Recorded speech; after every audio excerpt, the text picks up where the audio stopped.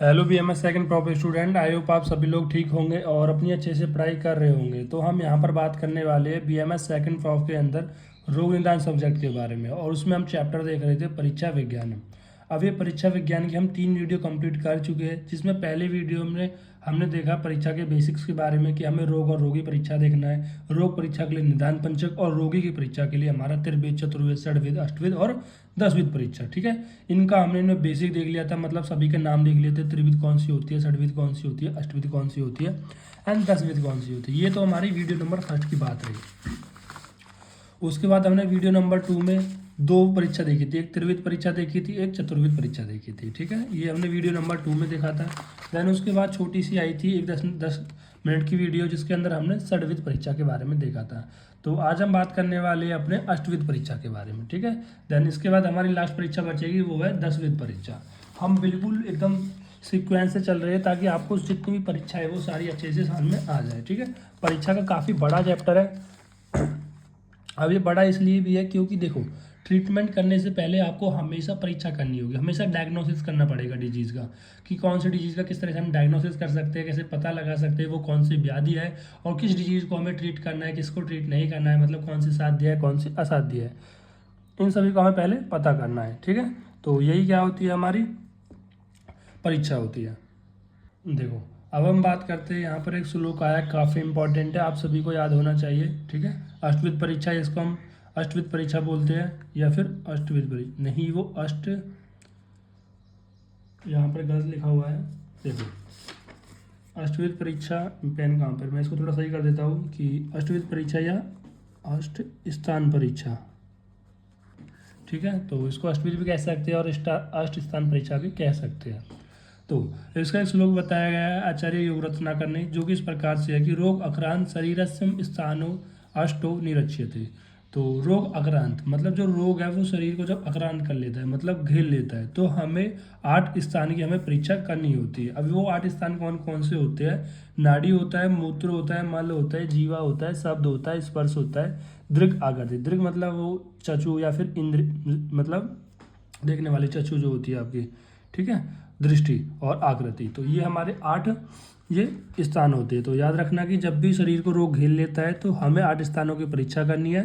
और 8 स्थान किस तरह से याद रखोगे, जैसे कि देखो, सब में जो इंपॉर्टेंट होती है वो नाड़ी होती है। ठीक है, तो इस तरह से ध्यान रखोगे। दूसरा ऐसे मल मूत्र होता है, इस तरह से मूत्र मल याद रख लेना। ठीक है, ठीक, मूत्र मल याद रख लेना। देन उसके बाद फिर जीवा, मतलब मूत्र और मल को जीवा से दूर रखना है, इस तरह से कि नाड़ी सब में इंपॉर्टेंट है और मूत्र और मल को जीवा से दूर रखना है। और जैसे होता है शब्द स्पर्श रूप रस, तो इस तरह से शब्द स्पर्श हो जाता है। और दृग होती है दृष्टि और आकृति, तो दृग आकृति, इस तरह से आप ध्यान रख सकते हो। ठीक है, श्लोक से आप याद रख लोगे। अभी जो अष्टवीर या अष्ट स्थान की जो परीक्षा है, इसका जो वर्णन है आचार्य सारंगधर ने भी किया था और योग रत्नाकर ने भी किया था। ठीक, ये पॉइंट यहाँ पर गलत हो गया है। देखो, इसका वर्णन तो केवल और केवल योग रत्नाकर ने किया था, लेकिन जो हमारी पहली परीक्षा होती है नाड़ी परीक्षा, इस नाड़ी परीक्षा का जो वर्णन है वो आचार्य सारंगधर ने भी किया था और आचार्य योग रत्नाकर ने भी किया था। ठीक है, ये यहाँ पर पॉइंट गलत है। इसका जो वर्णन है वो योग रत्नाकर ने किया था। ठीक है, तो योग रत्नाकर ने नाड़ी के बारे में वर्णन किया था, मूत्र के बारे में, मल के, जीवा के, सब स्पर्श और दृग और आकृति, 8 के बारे में वर्णन किया था। जो पहली हमारी परीक्षा है नाड़ी परीक्षा, उसको योग रत्नाकर के साथ साथ हमारे आचार्य सारंगधर ने भी इसका वर्णन किया था। तो आचार्य सारंगधर क्या कहते हैं नाड़ी परीक्षा के बारे में, मतलब आपको नाड़ी से यानी पल्स एग्जामिनेशन करना है कि हाथ के अंगुष्ठ के मूल में जो धमनी होती है, देखो जैसे जैसे बोलता है ऐसे ऐसे समझो कि हाथ के अंगुष्ठ, ये हाथ है और इसका अंगुष्ठ, अंगुष्ठ मतलब अंगूठा, इसका जो मूल है, इसका मूल कहाँ पर है, करीब करीब यहाँ पर है। ठीक है, इसका जो मूल में जो धमनी होती है और यहाँ पर जो रेडियल पल्स होती है, जो धमनी होती है, वह क्या होती है, जीवन साक्षिणी होती है। जीवन साक्षिणी समझ रहे हो बात को, जैसे कहते हैं ना ये मेरा साक्षी है, मैं अग्नि की साक्षी हूँ। ठीक है, इस तरह से, मतलब वो गवाह एक तरीके से। ठीक है, मतलब जब तक ये पल्स आपको यहाँ पर आपको महसूस होगी तब तक आप जीवित रहोगे, और जिस दिन ये महसूस होना बंद हो जाएगी तब आपकी मृत्यु निश्चित है। ठीक है, तथा इसका चेष्टा से जो जीवन से सुख दुख का ज्ञान किया जा सकता है, मतलब इसकी चेष्टा से अगर आपको ये पल्पेट हो रही है तो आप यहाँ पर व्याधि और मतलब स्वस्थ और व्याधि का यहाँ पर पता लगा सकते हो। सुख दुख का मतलब क्या है कि आपको यहाँ पर सुख का मतलब है आरोग्यता और दुख का मतलब है रोग। तो आरोग्यता और रोग का यहाँ पर आप ज्ञान कर सकते हो इस चेष्टा से। कैसे हम आगे देखेंगे कि इससे हम गति से वात दोषों का पता लगा लेते हैं कि कौन सा दोष बढ़ा हुआ है, मतलब कौन कौन सी व्याधि है, वो सारा आप यहाँ पे नाड़ी परीक्षण से कर सकते हैं। देखो एक बार मैं पहले ही बता देता हूँ, नाड़ी परीक्षा करना कोई बच्चों का काम नहीं है, ना ही बहुत कम ऐसे वैद्य होते हैं जो नाड़ी परीक्षण कर पाते हैं, ठीक है। तो नाड़ी परीक्षा बहुत कठिन होता है, कुछ ही इसमें आपको कुशल वैद्य दिखेंगे जो अच्छे से नाड़ी परीक्षा कर सकते हैं, ठीक है।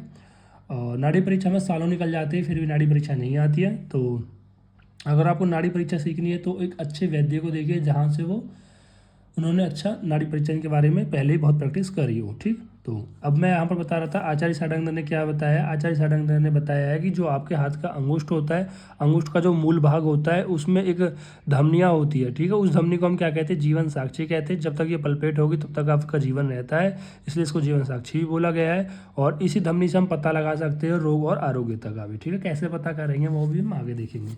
उसके बाद बताया गया है कि नाड़ी परीक्षण से पूर्व आवश्यक सावधान है, ठीक है।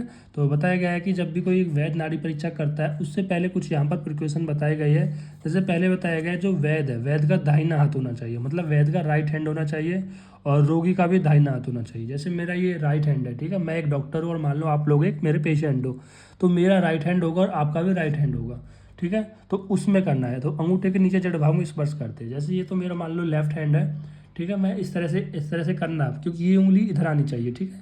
ये जो हमारी इंडेक्स फिंगर है ये इधर आनी चाहिए, लेकिन लेफ्ट हैंड होने की वजह से ये फिंगर इस तरह से आ रही है। और हम केवल 3 फिंगर से ही करते हैं, क्योंकि इन 3 फिंगरों में हमें इंडेक्स में वात मानते हैं और मिडिल में पित्त मानते हैं, और ये हमारा रिंग फिंगर में हम कफ मानते हैं, ठीक है। तो इस तरह से ध्यान रखना। तो अगर हमको इस तरह से यहाँ पर लाना है तो ऐसे कर सकते हैं कि ये वात का पता लगता है, इससे पित्त का, इससे कफ का।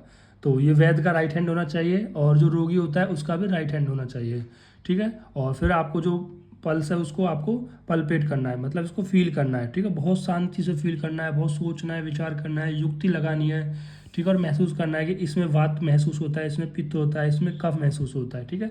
वात, पित्त और कफ 3 उंगली से करना है, 3 बार करना है। जैसे एक बार करा फिर इसको थोड़ा लूज किया, फिर करा फिर थोड़ा लूज किया, फिर करा फिर थोड़ा लूज किया, ऐसे 3 बार करना है। और अच्छे से आपको दिमाग लगा के सोचना है कि इस व्याधि के अंदर कौन से दोष का इन्वॉल्वमेंट है, ठीक है, इस तरह से। तो पहला क्या बताया गया है कि वैद्य ने क्या बताया गया, वैद्य का दाहिना हाथ होना चाहिए, राइट हैंड होना चाहिए, और जो रोगी जो पेशेंट है उसका भी आपका राइट हैंड होना चाहिए। और अंगूठे के नीचे जड़ भाग में स्पर्श करते हैं। हम टच कहाँ पर करते हैं, अंगूठे के नीचे भाग में टच करते हैं। सर्वोत्तम काल प्रातः काल, रोगी शौचादि कर्म से निवृत्त हो और भोजन ग्रहण नहीं किया हो। तो जो नाड़ी परीक्षा को जो उचित समय बताया गया है वो बताया गया है सुबह के समय बेस्ट बताया गया है, ठीक है। और सुबह के टाइम भी जो रोगी होता है वो मलों का त्याग कर दे, क्योंकि अगर वेगों को धारण करेगा तो जो नाड़ी की जो रीडिंग है वो अलग आएगी। तो इसलिए जो वेग है, तो जो शौच आदि है उन सभी से निवृत्त हो जाए, फ्री हो जाए, और भोजन भी ना किया हो, क्योंकि भोजन करने से जो नाड़ी है वो मंद आपको महसूस हो सकती है, तो इसलिए बताया गया है। देन उसके बाद वैद्य रोगी के दाहिने हाथ की नाड़ी को स्थित चित, मतलब एक बैलेंस मन से शांत होकर आत्मा और मन से उंगलियों के द्वारा स्पर्श करता है, ठीक है। कि जब भी जो आपका वैद्य जब आपको नाड़ी परीक्षा करेगा, ऐसा नहीं है वो भाग दौड़ करेगा, कुछ बोलता रहेगा, वो बड़े आराम से शांत होकर मन को स्थिर रखे, अपनी आत्मा पे फोकस करके, ठीक है, अपनी इंद्रियों को एकत्रित करके तब जाके वो कह रहा है कि आपकी नाड़ी परीक्षा करता है, और उससे आपका पता लगाता है कि कौन सा आपको रोग है।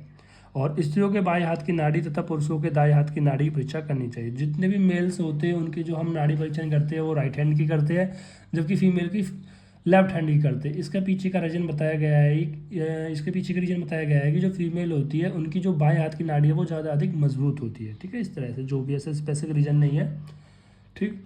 वैद्य नाड़ी की परीक्षा 3 बार करता है। तो वैद्य कैसे करता है, 3 मैंने बता चुका हूँ, 3 बार करता है।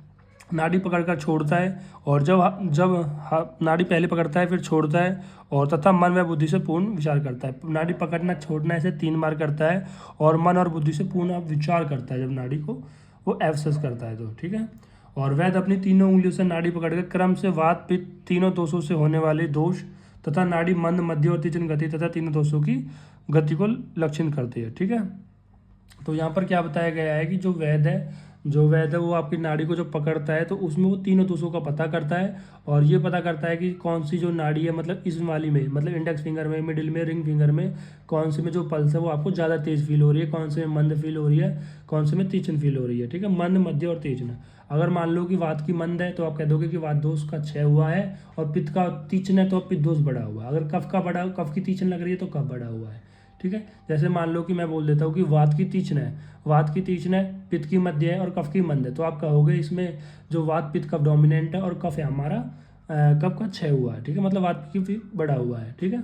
तो इस तरह से या फिर आप ऐसे कह सकते हो मध्य है मतलब पित्त बैलेंस है और वात बढ़ा हुआ है केवल, समझ रहे हो बात को। तो इस तरह से, तो जिस तरह से मैंने आपको ऐसे दिखाया कि अभी डॉर्सल साइड से ऐसे करेंगे तो इसमें हमारा वात होता है, इसमें पित्त होता है और इसमें कफ होता है। 3 उंगली से आपको पालपेट करना होता है, तब जाके आप किसी की नाड़ी परीक्षा कर सकते हो। तो नाड़ी परीक्षा के करने के नियम क्या है, देखो मैं नॉर्मल तरीके से बताता हूँ। सबसे पहले क्या करना है, आपको ऐसे पेशेंट को बैठाना है, ऐसे एक टेबल वगैरह होगी और ऐसे इसका जो एल्बो है उसको थोड़ा फ्लैक्स कराना है, ठीक है। एल्बो को थोड़ा कह रहा खुली होनी चाहिए, तब खुली क्यों होनी चाहिए, क्योंकि इससे ब्लड सप्लाई हो सके, ठीक है। जैसे मेरी एल्बो खुली हुई है इस तरह से आपको दिख रहा हो, ऐसे नहीं ऐसे मोड़ना वगैरह नहीं, ऐसे ऐसे फ्लैक्स होनी चाहिए, ठीक है। और जो है ये रेस्ट करनी चाहिए, जैसे टेबल में मेरी रेस्ट कर रही है ना ऐसे रेस्ट, ऐसे नहीं ऐसे हाथ में उठाती तो जोर लगा रहा है, वो ऐसे बिल्कुल फ्लैक्स होके एक टेबल में जो भी यहाँ पे डॉक्टर बैठा होता है ऐसे फ्लैक्स रहे, ताकि ब्लड की सप्लाई अच्छी खासी होनी चाहिए। और जो कलाई है, ये वाली जो कलाई है ना ये थोड़ी लूज होनी चाहिए, ठीक है, लूज होनी चाहिए, ऐसे नहीं ऐसे टाइट कर लो, ऐसे हल्की से ऐसे टेबल पे ऐसे लूज होनी चाहिए, ठीक है, ताकि आप आसानी से उसकी पल्स को पालपेट कर सको, ऐसे ऐसे महसूस कर सको, ठीक है। और क्यों महसूस करते हैं पालपेट पल्स को, ताकि आप यहाँ पर 200 मतलब व्याधि के अंदर कौन से 200 को इन्वॉल्वमेंट है वो पता कर सको, ठीक है। और कुछ कुछ तो वैद्य इतने अच्छे होते हैं जो ये भी पता लगा लेते हैं कि आपने कल क्या आहार का सेवन किया था, कल आपने मतलब जो भी विद्या हो रही थी, जो भी उसके मन में हो रहे होते हैं पल्स से, वो सब चीज़ें भी पता कर सकते हैं। लेकिन उसके लिए आपको बहुत ज़्यादा नाड़ी विशेष विज्ञान का ज्ञान होना चाहिए, ठीक है। तो अभी आपको क्या समझ में आना चाहिए, पहला आचार्य सारंगधर ने क्या बताया था, जो आपका अंगुष्ठ होता है, अंगुष्ठ का जो मूल भाग होता है जिसमें जीवन साक्षिणी होती है, वहाँ पर आपको 3 उंगली से पालपेट करना होता है, ठीक है। परीक्षा विधि क्या होती है कि आपको सुबह सुबह करना है, जब आप अपने मलों को त्याग देते हो, शौच आदि यानी सब कर लेते हो और भोजन मतलब बिना भोजन ग्रहण किए हुए करना चाहिए। फिर दूसरा कह रहा करना किसका चाहिए कि जो आपका राइट हैंड में करना चाहिए, फीमेल के लेफ्ट हैंड में करना चाहिए, ठीक है। और कैसे करना चाहिए, जो वैद्य कर रहा होता है वो मन को बिल्कुल स्थिर रखे और अपनी जितनी भी ज्ञान इंद्रिया है उनको फोकस करे, ठीक है। और क्या कितनी बार करना है, 3 बार करना है, पहले आपको धीरे से पकड़ना है, फिर छोड़ना है, फिर पकड़ना है, फिर छोड़ना है, फिर पकड़ना है, फिर छोड़ना है, ऐसे उसको 3 बार करना है, ठीक है। तो इस तरह से हम यहाँ पर नाड़ी की परीक्षा कर सकते हैं। फिर इसके बाद बताया गया है कि दोष अनुसार नाड़ी की गति, ठीक है। तो दोष के अनुसार, जैसे कि अगर वात दोष होगा तो सर्प जलोवात टेढ़ी मेढ़ी गति, ठीक है। जैसे कि देखो अभी हम क्या कर रहे थे, यहाँ पर ऐसे आपकी जो पल्स है, जो आपकी नाड़ी है उसको पालपेट कर रहे थे। अब जैसे ही पालपेट कर रहे हैं ना, आप सभी भी पालपेट कीजिए, जैसे पालपेट कर रहे हैं, अगर उसमें हमें इस वाली रूम, क्योंकि ये वात के लिए होता है, अगर इसमें हमें जो नाड़ी की जो गति है वो कैसे मिले, जैसे साफ होता है ना, ऐसे ऐसे वेव लाइक, ऐसे ऐसे वेव लाइक ऐसे महसूस हो रही हो, ठीक है, या टेढ़ी मेढ़ी नजर आ रही हो, ठीक है, तो आप ये ऐसी जो गति होती है वो वात दोष की वजह से आ रही होती है, ठीक है। और अगर कूद कूद के आ रही है, इसको हम बोलते हैं मंडूकवत चंचल गति, ठीक है। जैसे जैसे मेंढक क्या करता है, देखो मेंढक क्या करता है, जैसे मान लो यहाँ पर मेंढक है, तो ये मेंढक क्या करता है, कूद के यहाँ पर आ जाता है। तो इसी तरह से हमारी पित्त की भी क्या करेगी कि आपको महसूस हुई कि फिर थोड़ी देर बाद ऐसे उछलती हुई फिर आएगी, फिर उछलती हुई फिर आएगी, तो वो किसकी गति होती है, वो पित्त दोष की गति होती है, ठीक है। देन उसके बाद कफ दोष की कैसे गति होती है, जैसे हंस हो गया, पारावत हो गया, कपोत हो गया, कुकुट हो गया, ये सारे क्या है, कबूतर वगैरह है, हंस वगैरह है, इनकी तरह ये भी कैसे होते हैं, मंद होते हैं ना, तो उनकी तरह मंद गति सुनाई देगी। तो अगर मैं कहूँ, अगर मैं ऐसे नाप रहा हूँ तो इसमें जो मुझे सुनाई देगी वो बात की दिखेगी, जैसे कि सांप है, टेढ़ा मेढ़ा चल रहा है, ठीक है, सांप की तरह वेव लाइक अपीरियंस है। और पित्त दोष में क्या होगी, मंडूक पड़नी, जैसे मेंढक कूद रहा है ऐसे दुप दुप दुप। और कफस के अंदर क्या होगी, कफस के अंदर जैसे हंस होता है ना, बहुत स्लो स्लो आपको ये महसूस होगी, ठीक है। तो इस तरह से आप कफ को भी, कफ दोष वाली को भी आप सुन सकते हो, ठीक है। सन्निपातज के अंदर क्या, तीनों की आ जाएगी, लावा तीतर के समान होगा, कटफोड़े के समान। तो लावा तीतर होता है, कटफोड़े के समान होता है, इनके समान अत्यंत वेगवान होगी और बीच बीच में रुक जाती होगी। अगर मतलब किसी पेशेंट के अगर तीनों दोष प्रकोपित होंगे तो आपको कैसे आएगी कि पहले बहुत तेज आएगी, फिर बीच में से रुक जाएगी, ठीक है। वात दोष बढ़ा हुआ होगा तो सर्प और जलोकावा टेढ़ी मेढ़ी गति सुनाई देगी, पित्त दोष बढ़ा होगा तो मंडूकवत चंचल गति, और कफ दोष बढ़ा होगा तो हंस, पारावत, कपोत और कुक्कुटवत। सर अगर कोई सा भी दोष बढ़ा नहीं हुआ तो यानी कि समावस्था हुई, तो कोई सी भी आपको ऐसी गति सुनाई नहीं देगी, नॉर्मल जैसी होती है ऐसे आपको सुनाई देगी, ठीक है, महसूस होगी, सुनाई नहीं मतलब महसूस होगी। अब विभिन्न अवस्थाओं में नाड़ी गति, ठीक है। देखो यहाँ पर तो मैंने कुछ एग्जांपल दिए, लेकिन हर एक दोष के सॉरी हर एक व्याधि के लिए आपको यहाँ पर जो गति होती है वो अलग होती है। जैसे ज्वर में क्या होती है, जो नाड़ी की गति होती है वो उष्ण और वेग वाली मिलती है, मतलब बहुत तेज तेज मिलेगी और थोड़ी सी गर्म मिलेगी। भय के अंदर छीन होगी, मंद हो जाएगी, मतलब जो व्यक्ति का भय होगा उसकी जो नाड़ी है वो क्षय होगी। तो ऐसे महसूस किया करो कि जिसको ज्वर है उसकी नाड़ी पालपेट करी, उसकी नाड़ी गति को चेक किया, भय वाले पर्सन की नाड़ी गति को चेक किया, और जो भूखा मनुष्य है उसकी नाड़ी को चेक करना, वो कैसे रहेगी, चंचल रहेगी, पकड़ में ही नहीं आएगी, ठीक है। और जो काम क्रोध में है उसको वेगवती चिंतित में रहेगी, धातु जो छीन हो गया है उसकी गति मंद रहेगी, और जो भोजन से तृप्त है उसकी स्थिर रहेगी, ठीक है। फिर नाड़ी परीक्षा वर्जित। नाड़ी परीक्षा के लिए क्या वर्जित है कि तेल मर्दन किया हो, मतलब ऐसा व्यक्ति जिसने अपने शरीर पे तेल का मर्दन किया हो उसकी हमें नाड़ी परीक्षा नहीं करना चाहिए भाई। ऑब्वियसली अगर ऐसे व्यक्ति जो तेल का मर्दन कर चुका है, तेल किसका क्षय करता है, पित्त का शमन करता है, तो यहाँ पर नाड़ी सही नहीं मिलेगी। और तुरंत स्नान की, मतलब जो अभी उसने स्नान किया हो, ऐसे व्यक्ति में क्या होता है कि जो स्नान किया हो कहीं ना कहीं कफ बढ़ा हुआ होगा, ठीक है। जो भोजन किया हुआ हो उसमें भी कफ बढ़ा हुआ होगा, जो तृष्णा से पीड़ित है और सोकर जो उठा हुआ है, सोया हुआ है, तो उनमें क्या होगी, जो नाड़ी है वो मन देखने को मिलेगी। तो ऐसे व्यक्ति में आप यहाँ पर नाड़ी परीक्षण नहीं करोगे, ठीक है। तो सबसे पहले जो हमारी परीक्षा थी अष्टविध परीक्षा के अंदर, नाड़ी परीक्षा जो कि काफ़ी इंपॉर्टेंट थी, वो कंप्लीट हो चुकी है। अगर हम दूसरी परीक्षा की बात करते हैं तो वो होती है मूत्र परीक्षा। तो मूत्र परीक्षा में क्या होता है कि मूत्र परीक्षा के द्वारा अनेक रोगों का निदान किया जाता है, जैसे मूत्रकृत, अश्मिरी, प्रमेय और के बीच विधों ज्ञान होता है। जैसे मॉडर्न से रिलेट करें तो मूत्र में क्या देखते हैं, अगर मूत्र में ब्लड आ रहा है तो मूत्र में ब्लड आ रहा है, मूत्र में प्रोटीन आ रहा है, ठीक है, और मूत्र में शुगर आ रहा है, तो ये सब क्या है, कहीं ना किसी डिजीज़ का यहाँ पर कोरिलेशन बनाते हैं, ठीक है। तो इनसे हम परीक्षा कर सकते हैं, यूरिन का कलर देख सकते हैं, यूरिन की टर्बिडिटी देख सकते हैं, पीएच देख सकते हैं, ठीक है, कोई इन्फेक्शन वगैरह तो नहीं है। तो इस मूत्र परीक्षा है, मूत्र या यूरिन एग्जामिनेशन से आप यहाँ पर पता लगा सकते हो, ठीक है। तो ऐसे बताया गया कि मूत्रकृच हो सकता है, अश्मीरी आ सकती है, प्रमेय हो सकता है, ठीक है। और मूत्रकृच की विधि क्या होती है कि वैध रात्रि के अंतिम प्रहर में 4 घड़ी रात्रि शेष रहते हुए, मतलब 4 घड़ी रात्रि शेष रहते, कहने का मतलब है कि अर्ली जो मॉर्निंग होती है उसमें रोगी को उठाकर मूत्र करावे और उसी मूत्र की परीक्षा करे। यानी यहाँ पर जिस मूत्र की आपको एग्जामिनेशन करना है वो मूत्र होना चाहिए बिल्कुल सुबह सुबह का, ठीक है। मतलब पेशेंट ने कोई मूत्र नहीं किया है, पहली बार जब मूत्र करने जा रहा है तो वो उस मूत्र का कलेक्शन होना चाहिए। दूसरा, मूत्र की जांच के पात्र में रखे तथा सदैव सूर्योदय होने पर ही परीक्षा करें। फिर जो आप मूत्र यहाँ पर ले रहे हो सुबह सुबह, उसको आपको कांच के बर्तन में लेना है। कांच के ही पात्र में क्यों लेना है, क्योंकि जो कांच का बर्तन होता है वो ट्रांसपेरेंट होता है, जिससे आप इसकी कलर, पीएच, टर्बिडिटी वो सब आप चेक कर सकते हो, ठीक है। और आपको इसकी एग्जामिनेशन कब करना है, जब सूर्य उदय हो, मतलब सूर्य का उदय हो रहा हो, ठीक है, मतलब ठीक है। तो मूत्र की पहली धार को ना रखे, ठीक है, मतलब जो मूत्र की जो पहली स्ट्रीम होगी वो नहीं लेनी। क्यों, मान लो कि पहली स्ट्रीम में कोई इन्फेक्शन वगैरह हो सकता है आपका जो यूरेथ्रा होता है उस पाइप में, ठीक है। तो इसलिए हमें मध्य धार की यहाँ संग्रहण करना चाहिए, उसी में मूत्र की सम्यक परीक्षा करनी है आपको, ठीक है, जो मिडिल वाली जो स्ट्रीम होगी, ठीक है, लास्ट वाली स्ट्रीम भी नहीं लेनी है आपको।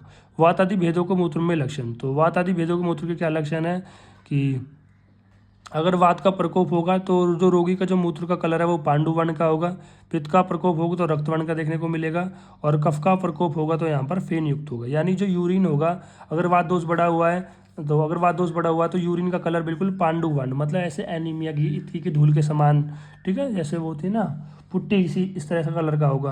पित्त का प्रकोप होगा तो बिल्कुल रेडिश देखने को मिलेगा। कफ का प्रकोप होता है उसमें झाग देखने को मिलेंगे यूरिन में। तो मतलब कहीं ना कहीं आप यूरिन एग्जामिनेशन से पता लगा सकते हो कि उसके अंदर कौन से दोष का इन्वॉल्वमेंट है।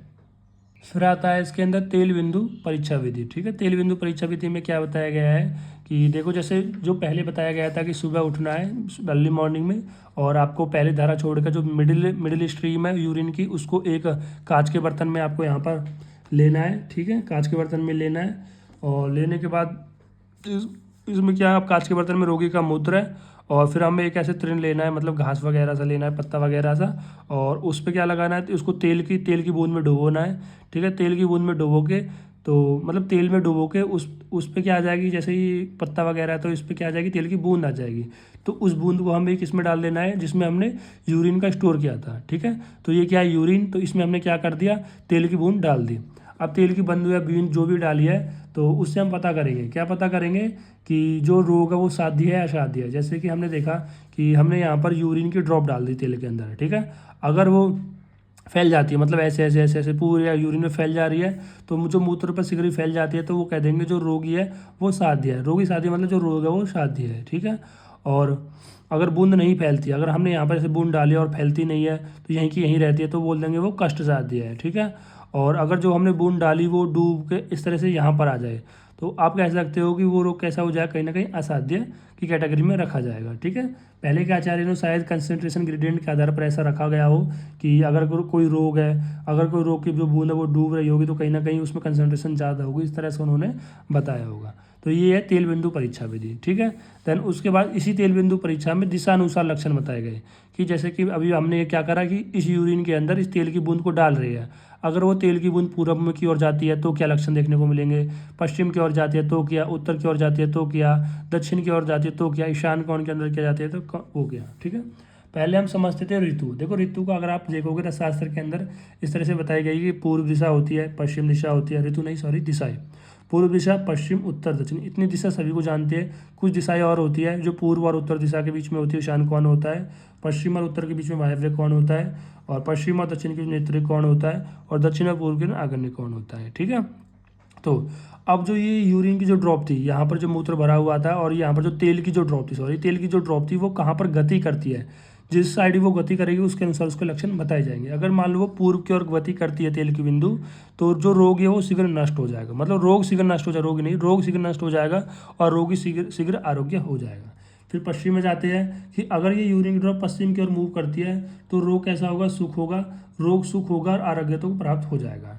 ठीक है, अगर वो उत्तर की ओर अगर ये यूरिन ड्रॉप उत्तर की ओर मूव करती है, ठीक है 3D में समझना है इसको आपको, नीचे रोगी आरोग्यता को प्राप्त हो जाएगा। दक्षिण में मूव करती है तो सबसे पहले ज्वर होगा, देन उसके बाद धीरे धीरे वो नष्ट हो जाएगा और आरोग्य को प्राप्त हो जाएगा। देखो चारों दिशाओं के अंदर क्या हो रहा है, पूर्व, पश्चिम, उत्तर, दक्षिण के अंदर कि आरोग्य को प्राप्त हो रहा है थोड़ी और लिटिल बिट कंडीशन के साथ। ठीक है, देन इसके साथ अगर वो ईशान कोण की ओर मूव करता है, ठीक है ईशान कोण की ओर मूव करता है तो 1 मास में मृत्यु हो जाएगी। अगर जो यहाँ पर तेल की जो बूंद है, तेल की बूंद अगर ईशान कोण की ओर मूव करती है तो 1 मास में मृत्यु देखने को मिल जाएगी। और अगर तेल की बूंद वायव्य कोण में कह रहा है मूव करती है तो 100% मृत्यु ही होगी, चाहे अमृत उसे पिला लो। यानी यहाँ पर भी मृत्यु हो रही है, यहाँ पर 1 महीने के अंदर मृत्यु हो रही है। और अगर तेल की जो बूंद है वो नेत्रीय कोण में मूव करती है तो यहाँ पर भी मृत्यु होती है, और अगर आग्नेय कोण में करते हैं तो 24वीं मृत्यु होती है। तो सिंपल से याद रखना, पूर्व, पश्चिम, उत्तर, दक्षिण के अंदर मृत्यु नहीं होती, जो बाकी ये चारों कोण है उन सभी के अंदर मृत्यु देखने को मिलती है। देन इसके बाद हम बात करते हैं कि मूत्र पर तेल बिंदु का आकार। ठीक है, जो मूत्र होता है इस पर जो तेल की बिंदु ये डाली गई थी इसका किस तरह का आकार होगा। अगर वो सांप के आकार की तरह होगा तो हम कह सकते हैं कि वात दोष से ग्रसित है वो व्यक्ति। और छाता के आकार की होगा, छाता होती है ना अम्ब्रेला, उसके आकार का मिल रहा है तो पित्त दोष से ग्रसित है। और मुक्त आकार मतलब फ्री का आकार, कोई ऐसा कोई स्पेसिफिक नहीं है तो हम कह सकते हैं कफ दोष से ग्रसित है। ठीक है, ये 2 परीक्षाएं हो गई अपन की, पहली हमारी नाड़ी परीक्षा थी, दूसरी मूत्र परीक्षा है। हम बात करते हैं अपनी तीसरी परीक्षा के बारे में जो कि होती है हमारी मल परीक्षा। ठीक है, मल परीक्षा जिसको हम पुलिस परीक्षा भी बोलते हैं। देखो अगर वातदोष का प्रकोप होगा तो वो जो मल होगा वो गाढ़ा और सूखा मल है। यानी कहने का मतलब है जो स्टूल एग्जामिनेशन में कैसे कर लोगे, जो स्टूल अगर वो आपको गाढ़ा दिख रहा है, सूखा दिख रहा है तो आप कह सकते हो वात की वजह से, क्योंकि वात का गुण कैसा होता है, तत्रलुक्ष लघु, मतलब रुक्ष गुण होता है, लघु गुण होता है। ठीक है, तो इसकी वजह से जो मल आएगा वो सूखा और गाढ़ा देखने को मिलेगा। ठीक है, मतलब इसमें जो जलीयांश पांश है वो जलीयांश जो भाग है वो अवशोषित कर लिया जाता है। अगर पित्त का प्रकोप होगा तो पीलेपन युक्त मल होगा। ठीक है, तो मल से पता लगा सकते हो, अगर मल पीला आ रहा है ठीक है तो वो कह सकते हो कि इसके अंदर पित्त का प्रकोप हुआ उस व्यक्ति के अंदर। और मल यदि श्वेत वर्ण का आ रहा है तो कह सकते हैं कफ का प्रकोप है। अगर काला आ रहा है, टूटा हुआ आ रहा है, पीला हुआ, मतलब तीनों से लक्षण मिलता जुलता आ रहा है तो त्रिदोष से कोपित है। ठीक है, और आम दोष में कह रहा है कफ जैसा मल आता है। ठीक है, जैसे कफ में जैसा मल आता है ना श्वेत वर्ण का, इसी तरह से आम दोष में भी मल आता है। फिर आता है मल की जल से नियमन परीक्षा। ठीक है, मल को जल से कैसे परीक्षा बताई गई है, ये किसने बताई थी, आचार्य चरक ने बताई थी। आचार्य चरक ने बताया कि 2 प्रकार का मल होता है, एक आम्ल, एक होता है निरामल। आमल और निरामल, मतलब आमल का मतलब ये है कि मल में कह रहा है कि अपक्व अन्न का होना।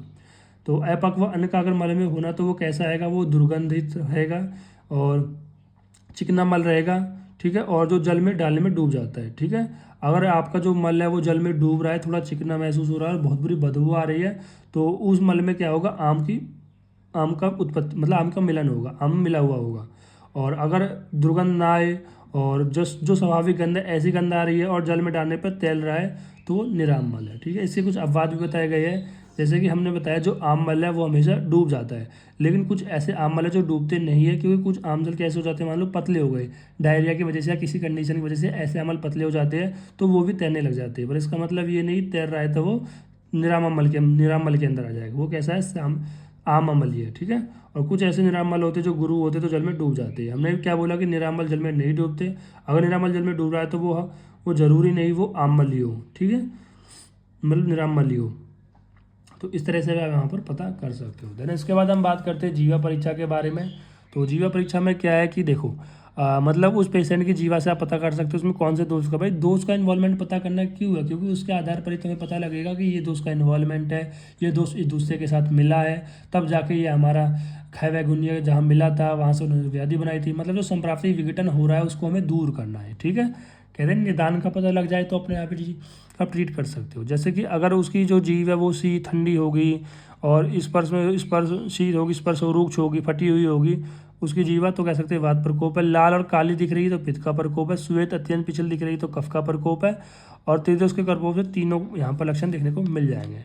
शब्द परीक्षा के अंदर क्या है कि शब्द परीक्षा के अंदर देखो, अगर देखो यहाँ कफ के प्रकोप से क्या है, स्वर गुरु होता है। मतलब अगर किसी व्यक्ति का जो आवाज़ है वो भारी है तो कफ का प्रकोप बता सकते हैं।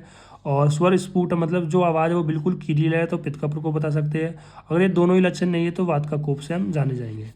स्पर्श परीक्षा में क्या है कि अगर कह रहा है कि शीत ठंडा लग रहा है टच करने पे तो वात रोग है।